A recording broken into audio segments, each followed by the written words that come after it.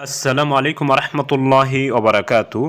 মহান রব্বুল আলমিন কোরআনুল করিমে জিকিরের গুরুত্ব বর্ণনা করতে গিয়ে বলেন, ফাওয়াইলুল্লিল কসিয়াতি কুলুবুহুম মিন যিকরিল্লাহ, অর্থাৎ ধ্বংস ও ক্ষতি তাদের জন্য যাদের অন্তর আল্লাহর জিকির থেকে শক্ত হয়ে গিয়েছে। এক সহিহ হাদিসে এসেছে, হজরত মুআয ইবনে জাবাল রাদিয়াল্লাহু আনহু বলেন, রাসূলুল্লাহ সাল্লাল্লাহু আলাইহি সাল্লাম বলেছেন, আল্লাহর জিকিরের চেয়ে আযাব থেকে অধিক নাজাত দানকারী আর কোনো আমল নেই। অপর একটি হাদিসে এসেছে, হজরত আবু হুরায়রা রাদিয়াল্লাহু আনহু থেকে বর্ণিত, রাসূলুল্লাহ সাল্লাল্লাহু আলাইহি ওয়াসাল্লাম বলেছেন, আল্লাহ তাআলা ৭ ব্যক্তিকে আরশের ছায়া স্থান দিবেন।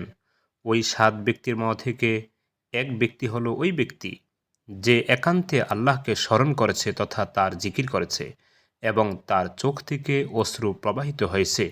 সুপ্রিয় দর্শক, এই আয়াত ও হাদিসগুলি দ্বারা বুঝতে পারি আমাদের দৈনন্দিন জীবনে জিকির কত গুরুত্বপূর্ণ। আজকে এমন একটি জিকিরের কথা বলবো যে জিকিরটি জাহান্নাম থেকে বাঁচার ঢাল হবে।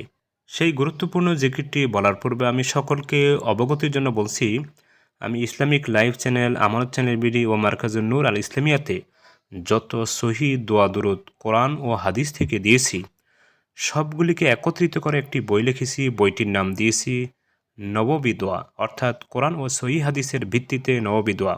বইটিতে ৭০০ দোয়া দুরুদ জিকির তাসবিহ ইস্তেগফার রয়েছে।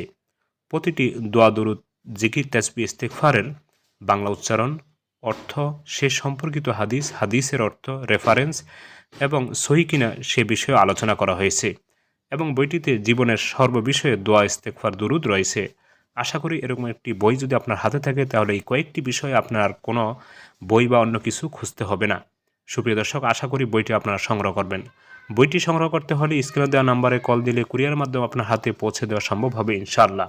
সুপ্রিয় দর্শক, যে জিকিরটি পরকালে জাহান্নাম থেকে আমার আপনার জন্য ঢাল হবে সে সম্পর্কে হাদিস এসেছে, হজরত আবু হুরায়রা রাদিয়াল্লাহু আনহু হতে বর্ণিত। তিনি বলেন, একদা রাসূলুল্লাহ সাল্লাল্লাহু আলাইহি সাল্লাম বললেন, তোমরা তোমাদের ঢাল গ্রহণ করো। তারা বললেন, হে আল্লাহর রসূল, কোনো শত্রু উপস্থিত হলো কি? তিনি বললেন, না, বরং জাহান্নাম থেকে বাঁচার ডাল। তোমরা সুবহানাল্লাহ, আলহামদুলিল্লাহ, লা ইলাহা ইল্লাল্লাহ ও আল্লাহু আকবার বলো।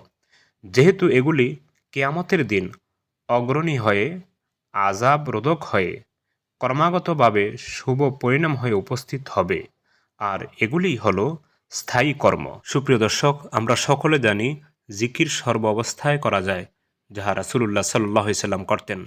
তাই আসুন জাহান্নাম থেকে বাঁচার জন্য আমরা বেশি বেশি করে সুবহানাল্লাহ, আলহামদুলিল্লাহ, লা ইলাহা ইল্লাল্লাহ, আল্লাহু আকবার পাঠ করি।